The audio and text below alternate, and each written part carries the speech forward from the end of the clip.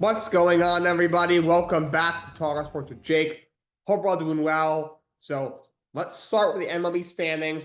We have a bunch of stuff to talk about today. Home stretch of the season. We have just 4 days left in the regular season. Most teams have like 3, 4 games left. From whichever team has the same amount of games left. The Toronto Blue Jays have moved into a tie with the New York Yankees for first place in the American League East. The Yankees have tied Toronto. Yankees got a very easy schedule to finish out the season. I've taken the first 2 from the Chicago White Sox.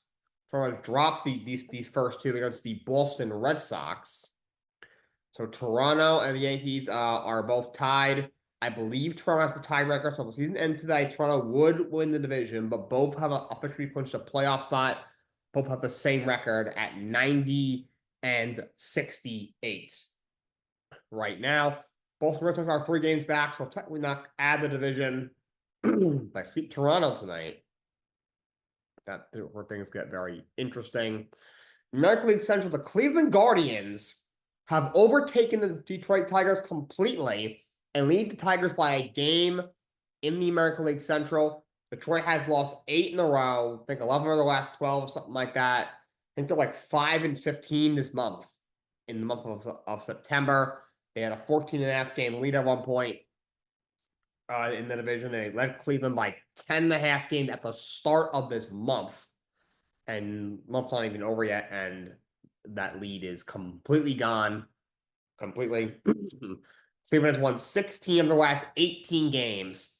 Just an incredible comeback from the Cleveland Guardians, and then just other pitiful collapse for the Detroit Tigers. And honestly, Detroit has only themselves to blame. At the trade deadline, you have one of the best farm positions in baseball. You're playing great. You're 20 or so games over 500. Yes, you had a huge division lead, but still, you never know what could happen. You gotta worry about trying to maybe, really make sure you lock up that first round bye. Maybe see if you can snag the 1 seed in the American League or in the entire league. Really put yourself in a position to where you have a good chance to potentially win a World Series this year. And they needed another bat, and they didn't do it. GM Scott Harris did, he went and got a 41-year-old Charlie Morton, his 5+ ERA. He was DFA'd last week, and I think he brought in some other random ass death starting pitcher he brought in. I don't remember who it was. This team needed a legit bat, and they didn't go out and get one. I don't understand why. Yes, on paper, for most of this year, they have been pretty good offensively. Spencer Torkelson's had a career. He finally had a good season this year. You've gotten contributions. Riley Green's been fantastic overall this year. I'm not talking about, during this collapse, but he's had a fantastic year. He started the All-Star game. You've gotten production from guys like Wencel Perez and Jake Rogers, and some of these guys have been very solid this year. Overall, they've had a good year at the plate overall, offensively. Trick Skubal obviously has been fantastic. He's one of the best pitchers in baseball yet again. There's a chance to possibly win another Cy Young. Might go to Crochet this year, but still not sure. Skubal might win it 2nd year in a row. The bullpen overall is very good, but just now you're blowing games left and right. I don't even think Will Vest is even the closer anymore. The rotation behind Skubal the whole second half of the year has not been good. Casey Mize has been terrible since the break. Flaherty hasn't given you a whole lot. Morton just was so bad, he got DFA'd. Guy went from being, when he traded from, all right, he could be, our 4th playoff starter at least, to he's not even on the roster anymore. It's just terrible. And you're not hitting a lick. It's bad. It's just all around bad. They just didn't do enough. Okay. They didn't do enough. Going into the year, I don't think anybody had the Tigers, being 20 games over 500. If you said they were going to win the division, I thought I had, but I wouldn't have thought it was crazy. It's not that tough of a division. If Cleveland wins out, they'll have 90 wins exactly. So it's not a good division by any means. It has the White Sox, they're 50 and 100 for crying out loud. If you said they were making the playoffs, if they were going to have, their record was going to end up being the same as it was last year, if they're going to win 85 games and make the playoffs as a wild card, very much so in play. But I don't think anyone at one point they were on pace to win 100 games and possibly be a contender to come out in the American League. I don't think a lot of people have that on their bingo cards. And not that long ago, that was a reality. About a month ago, that looked like a legit reality. At some point, even in August, that looked like a reality. And all of a sudden, they might even make the playoffs. They barely have the Houston Astros for a playoff spot. They might not even make the postseason. Forgot the division. They seem to have blown that. It's just an unbelievable collapse. Like I've seen some bad Mets collapses, whatever you want to call this year. 2007, what was it, a 7-game lead with 17 games to go, something similar to that the following year in 2008. In 2022, you had a big division lead at one point, and it ends up nicking you in the end. You still do make the playoff stuff, and losing the first round to San Diego that year. But Detroit, this is right up there. 10.5 game lead at the start of September. Just wow. And what's even worse, heading into the All-Star break, you had a what, 12.5, 14.5 game lead. It was right around that, heading to the trade deadline. You had, heading into the break, I remember Jeff Peason tweeted out, and I think I talked about it on this show multiple times because I agreed with him. He said something like the Tigers are in a really good position because, you head into the second half of the year, such a big division leader, they're a team that could lock up their division. It's not like it's going to take to the last week of the season, like I think the Seattle Mariners needed to lock up their division. They could lock up their division in the earlier part of September. They, at one point, look like they're going to have that luxury. It gives them time to kind of, really go into kind of like playoff mode, go to a 4-man rotation, move certain guys to the bullpen, substitute players, ways you might not have done in the regular season that you're going to do the playoff, use relievers a certain way, and kind of practice, keep your stars innings down as much as possible. You might have a couple weeks to do that. To the point where, like, if they have to hit the ground running in this last weekend of the regular season, if they even want to get into the postseason, like, you were in the perfect spot to where all you have to do is just take care of business, make a couple songs at the deadline, and you could be coming out of the American League. You could have the 1 seed in the American League. And just a complete missed opportunity, and you've collapsed. You're now a game back of Cleveland in the division. You've lost 8 straight games. You can't get out of your own way. You've lost 5 straight to Cleveland. Cleveland swept you last week, too. They're about to sweep you again possibly tonight if they win tonight against the Detroit Tigers. Obviously, this time it's in Cleveland. It's just what a collapse by the Detroit Tigers. It's honestly sad to say. I do feel for those fans. Detroit sports fans have not had a lot to yell and scream about for a long time. Outside the Lions being good, but still not even able to get to the Super Bowl yet. But and that this could have been their year, but obviously now it's looking very bleak. Seattle Mariners officially clinched the American League West, their first division title in 24 years, back in 2001. And they set the LMB record with 116 wins. First division title in 24 years. Kudos to them. They are red hot. They've won 6 in a row. They are probably the hottest team in baseball, maybe outside of Cleveland. Been playing some outstanding baseball. They're 20 games over 500. Looks like they'll have a bye off until the next round of the playoffs, in the American League playoffs. So kudos to them for playing some just outstanding baseball. We always knew they had good pitching. They just need to get some better offense. And they've been able to manufacture up here. So kudos to them for clinching the division. National League Central. Already locked up. National League West, Dodgers do win last night. Padres lose to Milwaukee. So the Dodgers now are 2.5 games ahead of the Padres in the National League West with 4 games to go. And for the Dodgers in the wild card in the American League, Toronto / the Yankees, I guess, are a game up on Seattle.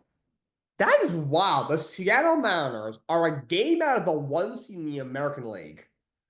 A month ago, we didn't know if they're making the playoffs. And now they are a game out of the 1 seed in the American League. And they're 3 games up for a bye. Their magic number is what? 1 or 2 to clinch a bye. Already clinched the division, and they're a game out of the 1 seed. That is just insane. So Yankees first wild card, same record as Toronto. Toronto has the tiebreaker, got 4 games left. Yankees have the White Sox and then 3 with Baltimore. Toronto's got the Boston tonight, and then they have 3 with the Rays. Boston's 3 games behind the Yankees for the first spot. Tigers are the last team in. They're two games behind the Red Sox for the second spot. Astros are a game out. So Astros are also not playing good baseball. They've lost 5 in a row. You've lost the last 2 to the lowly Athletics.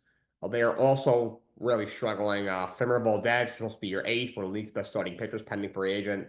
He's really struggling. Of course, he had that debacle where he looked like he may have crossed up the catcher on purpose when he had to give that home run to the catcher wanted to step off. That whole weird situation.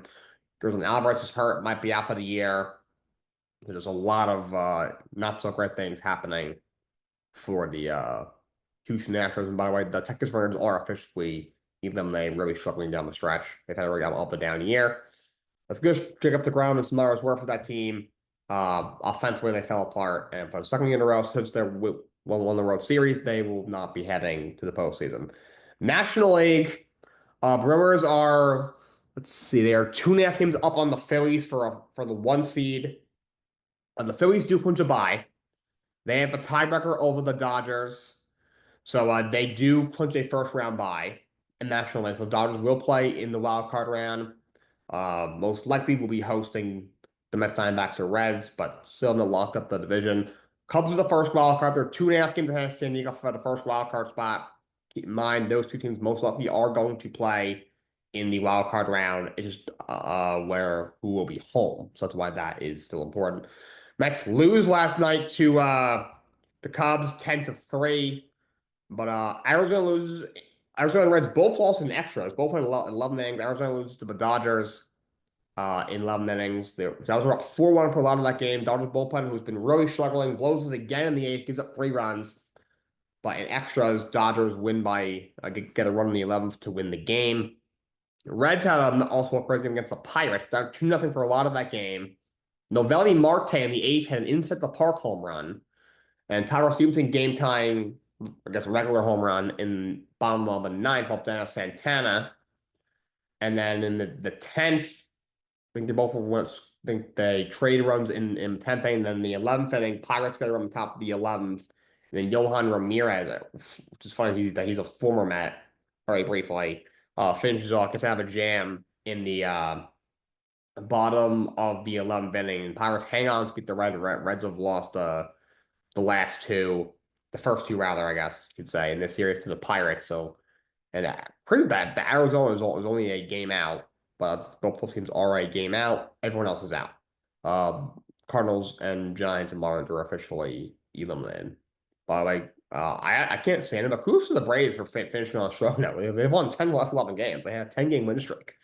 If only they had that earlier in the season, they might be in the playoff spot. But Mets, they're infuriating to watch, but they're in a playoff spot right now somehow.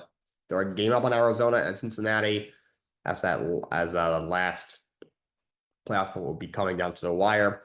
Mets and Cubs go one more time tonight, and then the Mets get Miami Marlins Friday through Sunday. Arizona gets the Brewers in that same time frame, and Arizona, I believe, gets San Diego in that same time frame as well. Obviously, we're going to have one more with the Pirates. I think the actual game, as I'm filming this, is just starting. Will maybe over by the time this podcast goes live. And then Arizona's got one more with the Dodgers. You have the rubber game of the series with the Dodgers tonight, and then you get San Diego starting tomorrow. So I want to talk about Monday Night Football from last week. Didn't get a chance to talk about it yet. Then we'll go into game picks for college football and the NFL. Lions have a huge win over the Ravens, 38-30.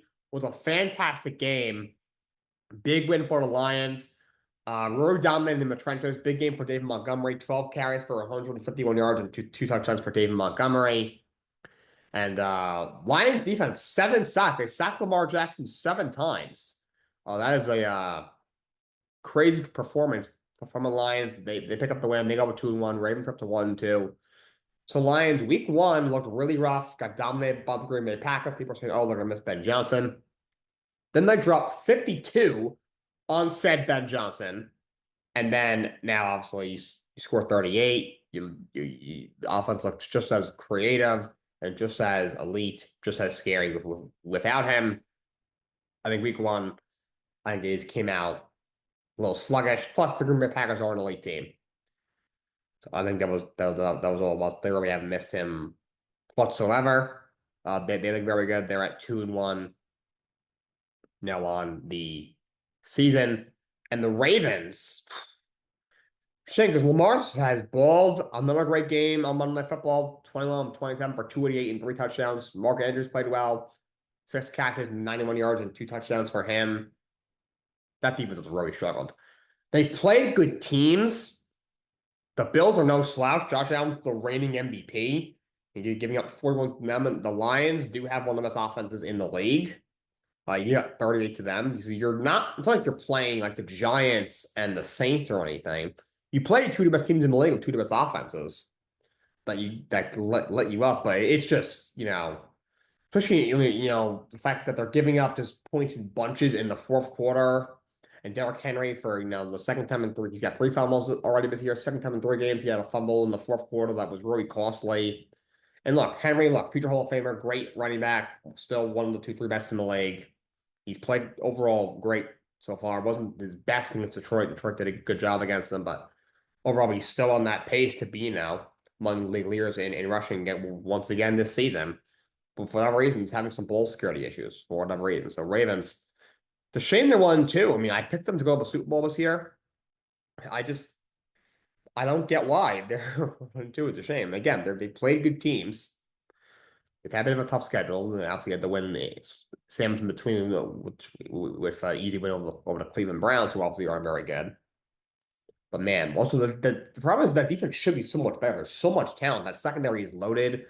Marvin Humphrey, you add Jaire Alexander, you have Kyle Hamilton. It's a very talented team defensively. Obviously, Roquan Smith is maybe the best at his position. John Harbaugh is a defensive guy. The team that has won a lot of games over the years, always having a defensive identity and defense first team under John Harbaugh. He's just getting lit up defensively so far. Defense looks really, really bad. The Lions took a big win over them, 38-30. Let's go into game picks. We're going to start with college football. We got 2 Friday night games on the college scene at 7 o'clock on ESPN. Number 8, Florida State plays Virginia. I'm going to take Florida State. Virginia looks a little better than expected this year. They're pretty good. Florida State has looked fantastic. Obviously, huge win over Alabama in week 1 and a big upset. You've cruised of these last 2 games against bad teams, but still, you're winning by 60, 70 points. They look really good. Florida State definitely wins that game at 9. A big matchup in the Big 12. Number 24 TCU against last year's Big 12 champion, Arizona State. It's a tough game to pick. I expect this to be a close game, but I am going to pick TCU. Tackle leads an upset. Arizona State is favored in the game by 2.5 points. I'll take TCU on the road. I like how they're playing. I love Arizona State this year. They'll still be a decent team. Big 12 is not a great conference, but I'll take the Horned Frogs to pull up a small upset in that one. Heading to the Saturday slate at noon, you have 16 Georgia Tech against Wake Forest. I'm going to take Georgia Tech. I think Georgia Tech should realize they have a legit shot in the ACC this year. They're a good football team. They're playing really well. Haynes King is playing well. Clemson looks really bad this year. Outside of Miami, the conference has been better than we thought this year, but Miami looks great. Georgia Tech, being in the ACC title game is not out of the question. Clemson looking rough. UNC, I don't think true college football minds look at UNC with, obviously the whole Evan with Bill and everything going on. Like, all right, this year probably we're going to be a legit threat. Maybe next year, the year after that, but right now it's too many moving parts. That team could be in the ACC title game. I think they beat Wake Forest, who looks pretty good, but I think they're going to be overmatched by Georgia Tech. Number 21 USC against number 23 Illinois. This is a big game in the Big Ten. Both teams, USC had a pretty big win over Michigan State, was able to take care of business. Illinois just got, I think they got bludgeoned last week, right? Yeah, by Indiana. Plummeted in the rankings. I'm going to take USC. That's the kind of loss that can take a lot out of a team. Big game in the Big Ten. you're the higher seed by a decent amount, but you're still favored to lose by almost a touchdown. I'm sure there should be motivation, and then just get the brakes beat off you by 50 plus. So I don't see how they're going to stop USC much. So I'll take USC to win that game. Number 22, Notre Dame against Arkansas. Oof. I would love to take Arkansas for the memes, so I can laugh at Notre Dame's fans. Those first two games, you lose those first two, you looked dreadful. And you win last week, a game you should have won against Purdue, but Coach Markstrom was not happy with the defense, giving up 30 points. Defense does not look great so far this year, but I'll take them to beat Arkansas. Arkansas is not that great. They are on the road. I think this will be a closer game. Notre Dame does not look as advertised this year, but I think Notre Dame picks up the win here. 12:45, number 18, Vanderbilt will be playing Utah State, the host Utah State. I'm going to take Vanderbilt. Utah State isn't a great team. Vanderbilt looks really good this year. 4-0 so far. They're top 20 in the country, something we're not used to seeing from them. Last year, we're better than usual. Huge ups over Alabama last year, if you remember that. I will take Vandy to win this game. At 3:30, number one Ohio State plays Washington. Another Big Ten matchup. Washington is also a good start this year at 3 now, but I'm going to take the Buckeyes. They still have a loaded team. Saying it at quarterback, Jeremiah's favorite receiver. That's an elite defense. I think they go into Seattle, Washington, and pick up a win. Number 4 LSU against number 13 Ole Miss. What should be a great game. Ole Miss is actually favored in this one, but I am going to take the LSU Tigers. I think that team is elite. I'm somewhat sold on Gavin Nussmeier. He's played well so far overall. So not sold. Ole Miss has got a really good running game. But I am a little surprised that they are favored. Should be a great game, but I will take LSU to win that game. Yeah, we have Auburn playing number 9 Texas A&M. I'm going to take A&M in that game. Auburn's coming off a loss. A&M has looked very good this year. I'll take them in that game. Number 11, Indiana against Iowa. Give me Indiana. They just scored 63 points. I can't imagine them to score 63 again. I know Iowa is going to score anything close to that much. It's a miracle that they score, 23 is even a miracle for them. So Indiana looks really good so far this year. Mendoza's playing really well. 14 touchdowns, no picks this year. Indiana picked up the win. At 4:15, number 15, Tennessee against Mississippi State. I'll take the Volunteers in that one. They're playing well. Only loss was a tough overtime game to Georgia, who's an excellent team. Mississippi State looks good so far this year. 4-0. Tennessee's just a better team. Jose Aguilar has played very, very well. Over 1,100 yards, 12 touchdowns, 3 interceptions. So I will take Tennessee to win that game. At 7 o'clock, we got Arizona against number 14, Iowa State. Give me Iowa State. Arizona, again, hasn't lost yet, but I think Iowa State's just going to overmatch them in the Big 12 matchup. Give me Iowa State. At 7:30, these next two games are on at 7:30. Two absolute bangers. We got number 3, Penn State, hosting number 6, Oregon. What should be an incredible game. I'm going to take Oregon in a slight upset. I do not trust James Franklin for the life of me in big games. I just cannot do it. Dante Moore is playing great football. 11 touchdowns against 1 interception. He looks really good. Penn State's got a really good team. Much of they should have been ranked 2nd or 3rd out of the gate, but this team is really good. They were in the college football semis last year. But I am going to take the Ducks. I do not trust this Penn State team led by James Franklin to win a big game when it matters. And next one, number 17, Alabama against number 5, Georgia. I'm going to take Georgia. Alabama's looked a little better since that horrendous loss to Florida State. But I'm still not sold on them. Not sold on Ty Simpson yet. Still not sold. Georgia isn't, a world beater either. Or, well, I shouldn't say that. They're a great team, but I'm still not, sold they can be in the national championship this year. I'm not sure. I know Alabama for the, and Georgia have kind of traded blows over the years. Alabama's probably had the slight edge, but I'm going to go with the Georgia Bulldogs. Also at 7:30, we got UMass against number 20, Missouri. That game's going to be ugly. I don't know who scheduled that. Missouri is going to beat the brakes off of them. That game will not be close. And to finish off a 10-15, a Big 12 matchup, number 25 BYU against Colorado. Give me BYU. Colorado is not very good. Dean can talk all he wants. That team is not very good. But BYU is also a good start.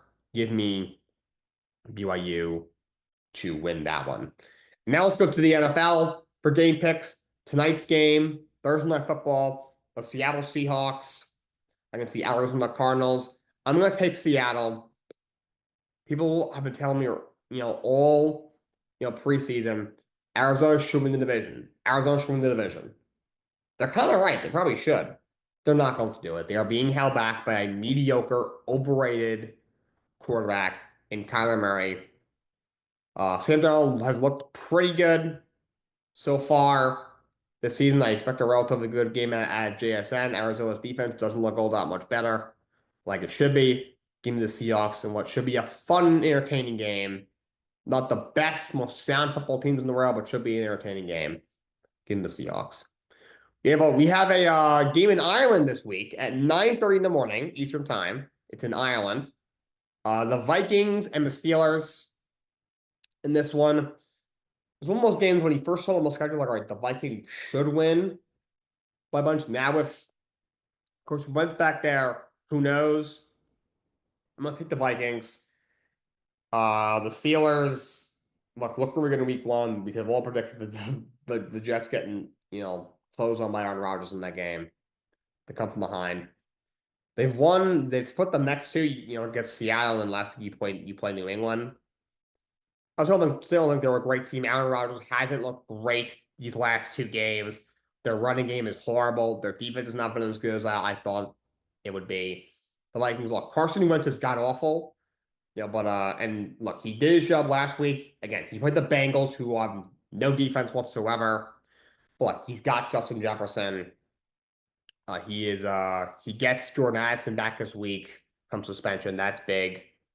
And Jordan Mason played really well last week. Remember, he filled in beautifully for Christian McCaffrey last year when McCaffrey was hurt in San Francisco. The Steelers' run defense has struggled out of the gate so far. I think Mason could have another good game. Will Carson Wentz be able to throw the ball 20 times again? I'm not sure. I came out of the game as 48-10. But if they can keep him under 30 passes because of the talent on the team, I think they can win this game.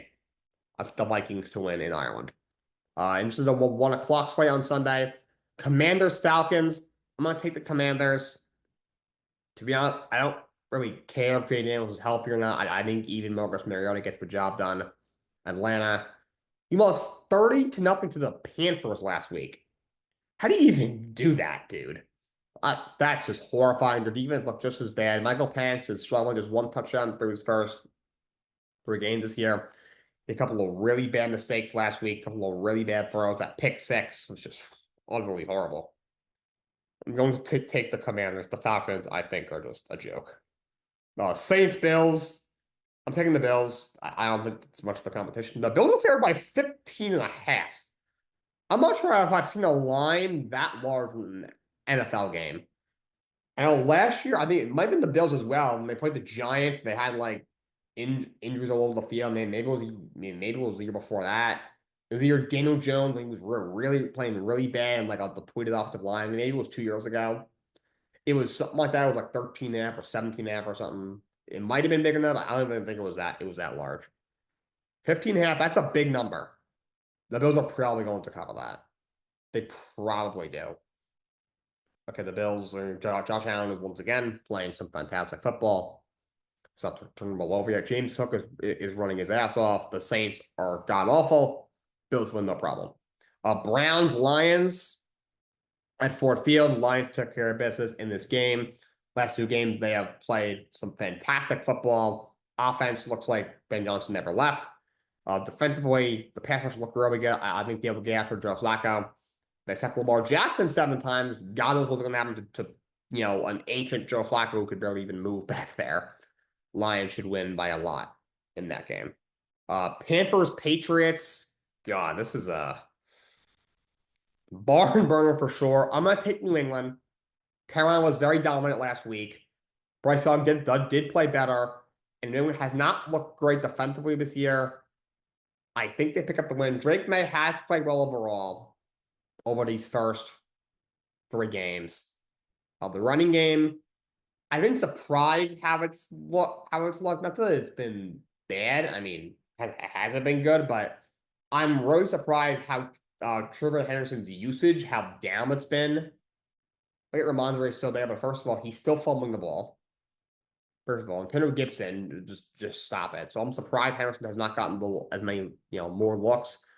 Hope that changes this week. But Carolina, I don't put too much stock into the Atlanta game last week. I think Atlanta's just a joke. And it is also is one game. The first 2 weeks they look lost. I'll take New England, especially at Gillette, to pick up the win. Chargers Giants. Jackson Dart's first career game, first by the Giants this year. He debuts against the Chargers at home. I'm going to take the Chargers. That's a really tough first matchup for a rookie. That Chargers defense is elite. I would say top 5 in football. I think scoring-wise, they were the second best scoring defense last year or something like that. They were great last year, too. Huge one about, when they played good opponents. They didn't look as good, but they were elite last year. They look even better this year. Herbert's playing the best football of his career, in my opinion. That team is really good. Kudos to Jim Harbaugh. The Giants are just a mess. The offensive line isn't very good. I think Dark could be in for a bit of a rude awakening in his first game. I expect him to have a couple of, throws where it's like, damn, a lot look pretty good. But I think a lot of it could be him running for his life. So give him the Chargers in that game. Eagles Buccaneers. It should be a very good game. They played in the playoffs last year, possibly maybe I think last year. I think they met the playoffs for the last 2 years. It should be a very good game. Both teams are 3 now. I'm gonna take Philly. I like Tampa a lot. I think they are a very good team. I do not think it's just because they play in a bad division. That's very helpful because that division is horrible. Carolina looks horrible. The Saints don't even get me started, and Atlanta also looks like a joke. I said that 3 times already on this show. They look bad. They look bad. But Baker Mayfield's playing out of his mind right now. He's playing some great football, but I do think the Eagles pick up the win. Hurts always finds ways to win. Saquon is still Saquon. Tush push looks unstoppable, and then they're getting like a penalties now all of a sudden. Tampa's got some injuries. Mike Gavins is probably not going to play in this game. Chris Godwin. Maybe getting Chris Godwin back, which is going to be a lot of help. Emeka Ibuka has looked fantastic so far. I think they're going back Christian Work, which is a huge piece to get back at left tackle with that Eagles front 7 coming in. That's enormous, but still missing pieces on the offensive line. You're missing pieces on defense. At full strength, I think Tampa might be able to pull this off, especially at home. Missing some key pieces, I don't think they'll be able to do that. Should be a good game. I'll give them the Eagles. Titans, Texans. Yikes. So Houston's looked really bad this year, 0-3. Now lost to Jacksonville last week. Offensively, they have looked horrid. CJ Stroud has really struggled. The offensive line is really bad. But I think this is where they get their first win. The Titans have looked utterly atrocious. Cam Ward's got nothing to work with. The running game doesn't look good. The offensive line still sucks. Defensively, they don't look anything overwhelming. I think the coach there, Callahan's a joke. Houston is really concerning as well.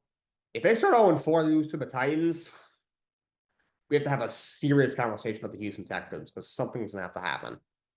They said that they just had, a players-only meeting, something like that. I think Houston picks up the win. The Titans are unbelievably horrible. Colts-Rams. Also, on the flip side of the AFC South, the Colts, also a team in that division, have looked fantastic. Daniel Jones has played really well. He's thrown for 816 yards. He's made plays with his legs. He's playing really well. The Terra's been great. I'm going to take the Rams. The Colts have looked really good. I hear a lot of people saying, oh, Jones is an MVP kid. The Colts are going to make win the division. I hear some people saying, whoa, that's too much. They're frauds. I'm kind of in the middle. I don't think they're frauds. I don't see them being in the AFC Championship either. Reason I'm in the middle is because that division looks horrid. The Texans look unbelievably horrible. The Titans are another planet of how bad they've been. And the Jaguars haven't inspired a whole lot of confidence either. Even if they Colts just are the rest of the year and go like 9-8, they could win the division with where things are going. So I'm kind of in the middle, but the Rams are a very good team. First few games look great. Last week, you blew a big lead against Philadelphia. However, that is a great team, defending champs for a reason. Rams are a really good team. After Stafford's played very well, I think they pick up a win at home against the Colts this week. Jaguars and 49ers. I'm going to take the Niners. They're at home. Trevor Lawrence hasn't looked great. The running game with ETN hasn't looked like it outside of week 1 against the lowly Carolina Panthers. I know they're banged up. Losing Nick Bosa, one of the league's best pass rushers for the year, is a huge loss. Ayuk isn't playing yet. Obviously one of their best receivers. But Brock Purdy might be coming back this week. If I had to guess, he does play in this game. Plus, Mac Jones has actually played pretty well these last 2 games. But Jacksonville defense isn't anything special. Not sure what's going on with Travis Hunter or using him right, in my opinion. So I think the 49ers pick up winning. They're actually going to be 4-0, which is, according to my predictions, right, which is crazy. Ravens Chiefs. I'm going to take the Ravens. Both teams have had weird years. The Ravens have score a lot of points. Lamar's playing like an MVP. And but they're 1-2 because their defense can't stop them. They're blowing leads, bad turnovers late in games. The Chiefs look off, and they're 1-2. Hell, they won by 2 scores against the Giants last week in primetime, and the whole time they didn't look very good, especially in that first half.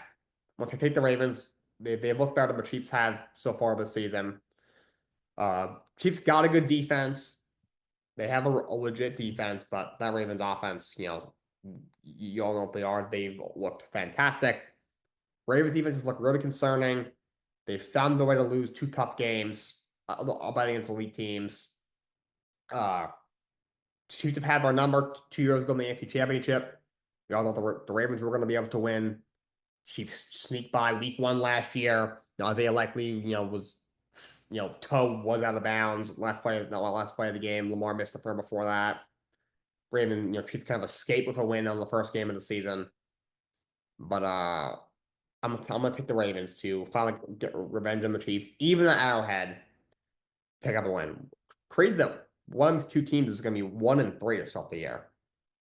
Also, 425 Bears Raiders. Not a roof game. Bears and Raiders.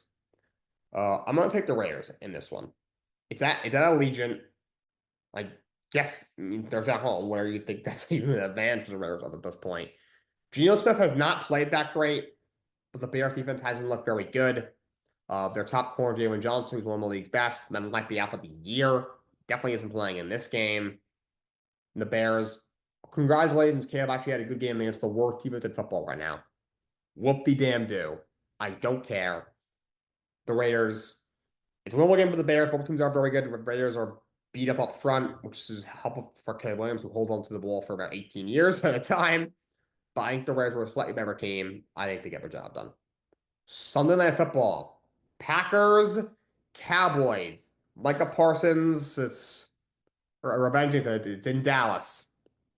A lot of narratives in this game. I'm taking the Packers. It's going to be a competitive game, but I think Green Bay Packers will overpower the Cowboys in the end.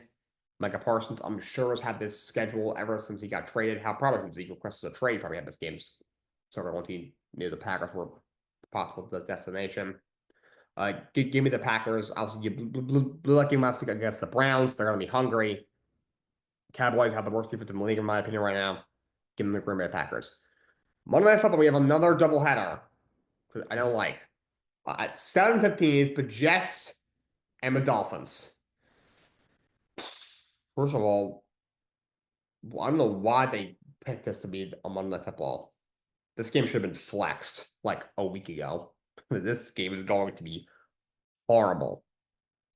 It's going to be horrible. And then Jets fashion, I'm going to pick the Miami Dolphins.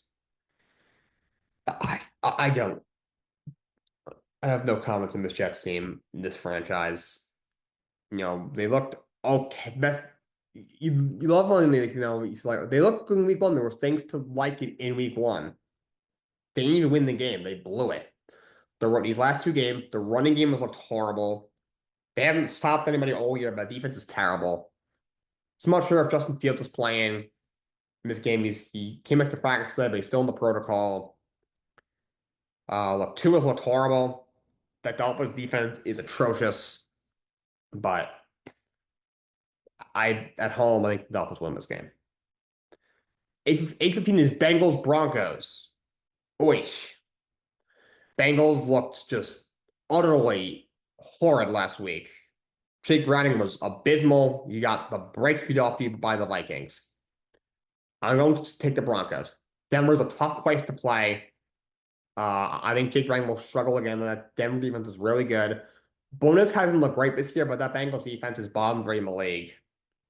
They've ran the ball well with J.K. Dobbins so far this year. Clearly, his backfield. I think the Broncos pick up a win. When Burrow first went down, I thought, I was like, you know what? Jake Browning looked relatively serviceable 2 years ago when he stepped in for Joe Burrow.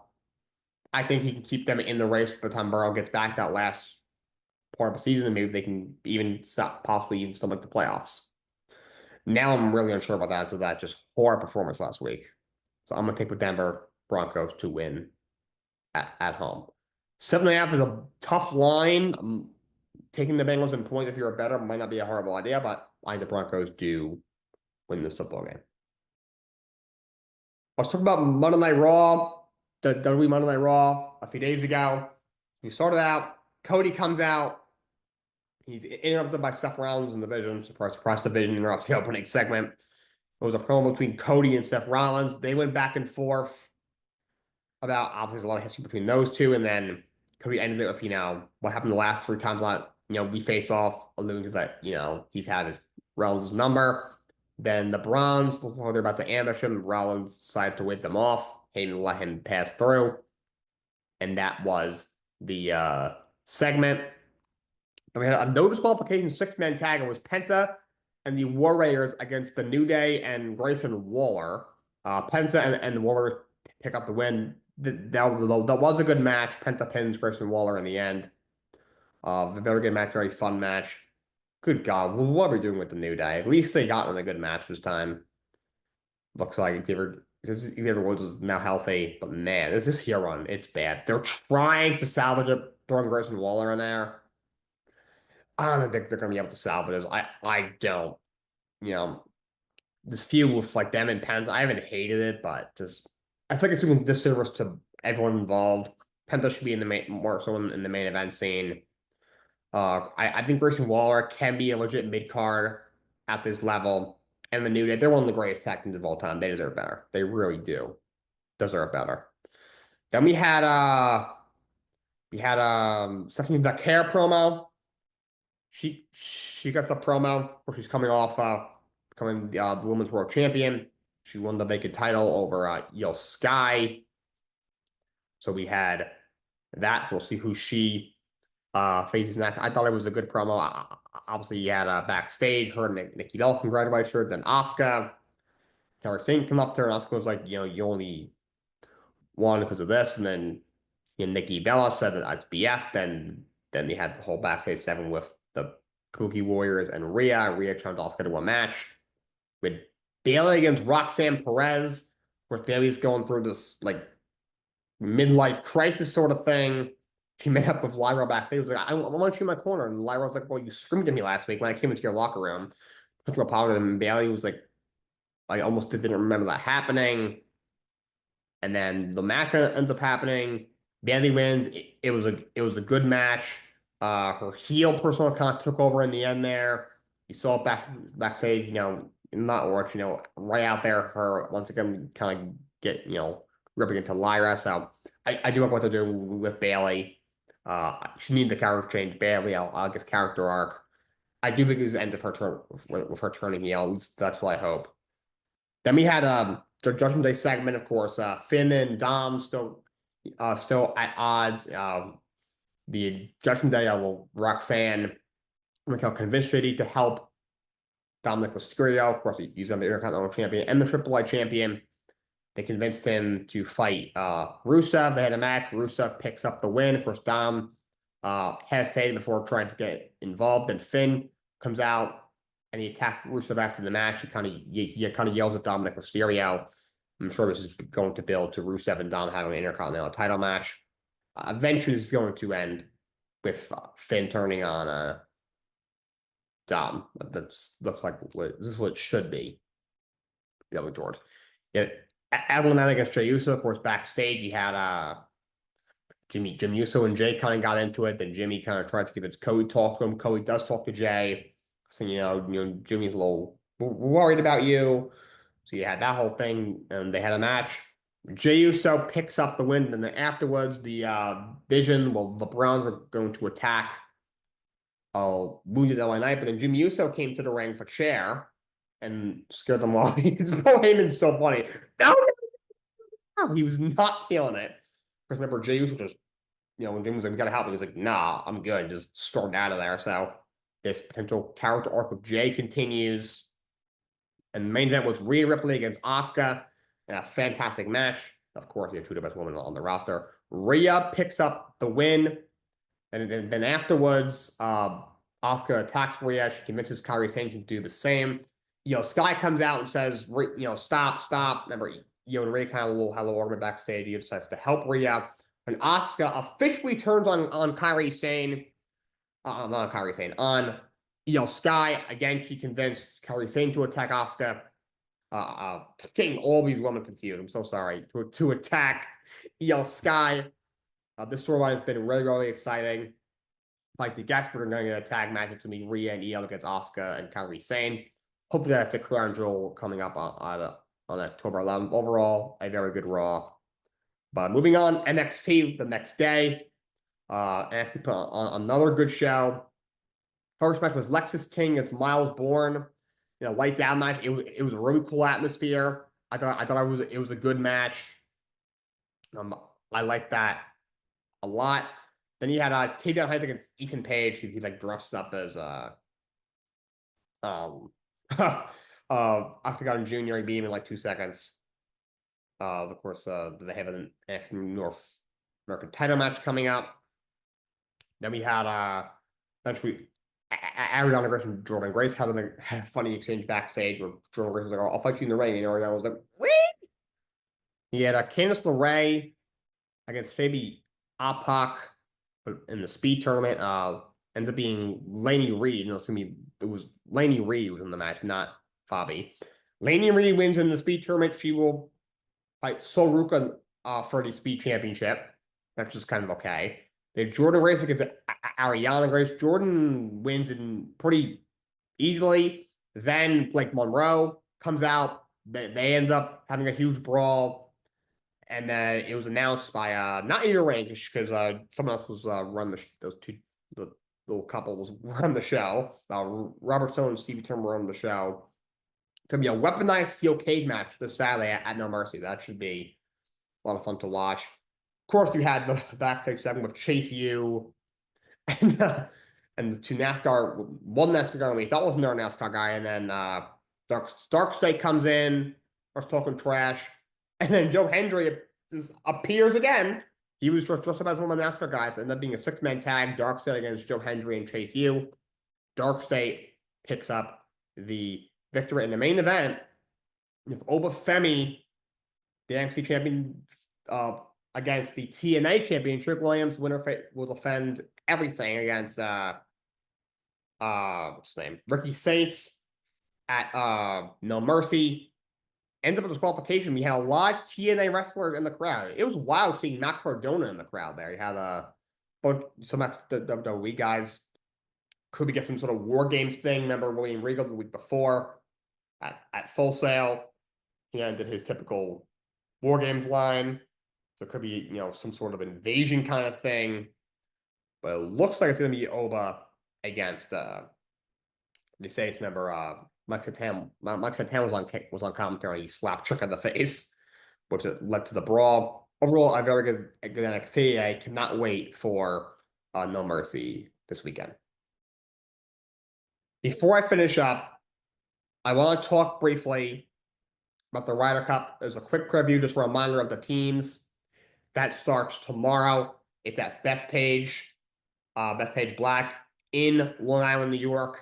As a New Yorker, it's really cool to have the Ryder Cup up the road, not up the road, it's like 45 minutes from my house at least, but uh, to have it on Long Island, no, I'm not going. I don't have that kind of money, but the captain of the U.S. team is Keegan Bradley, former PGA champion back in 2011. He used to be he was a World Cup player himself. The assistant captains are Jim Furyk, Brent Snedeker, Gary Woodland, Webb Simpson, and Kevin Kisner. Here's the roster, of course, Scotty Scheffler, the world's best player. Then there's JJ Spaulding, Cinder Schauffele, Russell Henley, Harris English, Bryson DeChambeau, Justin Thomas, Colin Morikawa, Ben Griffin, Cameron Young, Patrick Cantley, and Sam Burns. The European team, the captain is Luke Donald, who was an excellent Ryder Cup player for the European team for a long time. He's trying to become the first European captain back-to-back victory. He was since Tommy Jacklin in 85 and 89. He was the captain last time too. The assistant captains are Thomas Bjorn, Jose Maria Olazabal, Eduardo Molinari, Francesco Molinari, and Alex Noren. This is their roster. Rory McIlroy, of course, second best player in the world right now. Robert McIntyre, Tommy Fleetwood, who's the reigning FedEx champion. Justin Rose, 45 years old, still kicking. One of the great Ryder Cup players. Rasmus Hogard, Tyrrell Hatton, Shane Lowry, John Rahm. In the past, has been very good at the Ryder Cup. He's, of course, a great player. Sepp Straka, Victor Hovland, Ludwig Aberg, and Matt Fitzpatrick. I think it should be an entertaining tournament like it always is. I think it should be close this year. The European probably is a slightly better roster, but it's up to the U.S. to the younger guys. Like Ben Griffin is in his first time as in the Ryder Cup. He's had a really good year. Cameron Young, who's actually from New York. I'm reading this thing. It says the first amateur player to ever win the New York State Open at the Black as an amateur. That was in 2017. So that's a fun little story.